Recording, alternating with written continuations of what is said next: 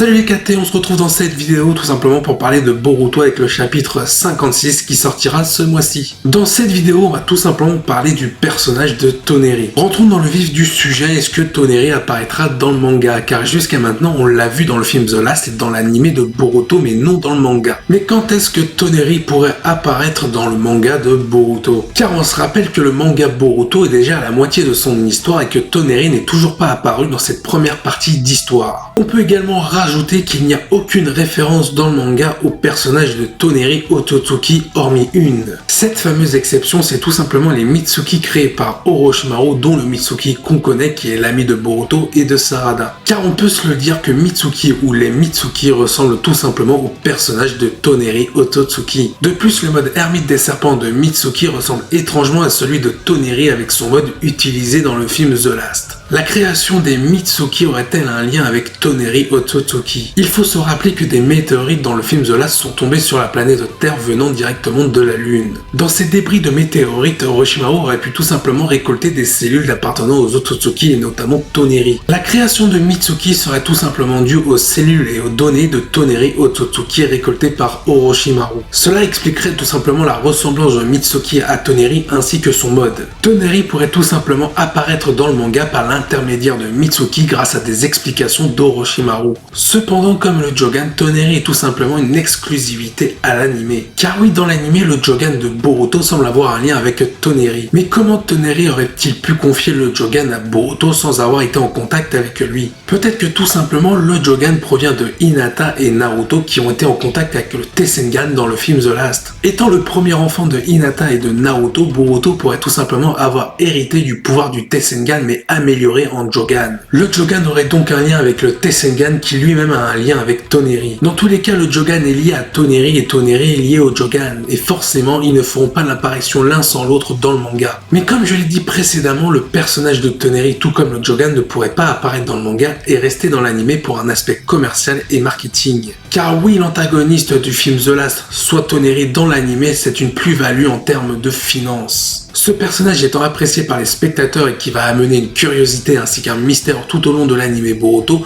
va tout simplement se faire ressentir dans les audiences de l'anime et donc dans les revenus de celui-ci. Mais il est vrai que quand on parle du personnage de Toneri, on se demande est-ce qu'il va pas apparaître dans le manga pour entraîner Boruto par la suite. Il est vrai que dans l'anime, on pourrait voir Toneri à travers un arc peut-être filler, voir Toneri entraîner Boruto par rapport à son Jogan. Mais pour que cette rencontre ait lieu entre Boruto et Toneri, il faut que Boruto aille sur la lune tout simplement déceler Toneri étant scellé par Urashiki, personnage non canon au manga. Mais comment Boruto pourrait s'y rendre sur la lune grâce à son Kama? Oui, mais il faudrait tout simplement qu'il ait connaissance de Toneri, tout simplement par Naruto et Hinata. À la fin du film The Last, Toneri a tout simplement une dette envers Naruto et Hinata par rapport au tort qu'il a creusé sur la planète Terre et notamment au village de Konoha ainsi qu'aux autres pays. Afin d'être redevable envers Naruto et Hinata, il pourrait tout simplement entraîner le fils du 7e Hokage, Boruto Uzumaki. Il pourrait également transmettre des informations à Naruto et Hinata ainsi qu'à d'autres personnages peut-être comme Sasuke concernant la menace des Ototsuki et comment les vaincre. Concernant le développement du personnage de Toneri, cette fois-ci on aurait un développement mais du côté protagoniste et non antagoniste qu'on avait eu dans le film The Last avec Toneri.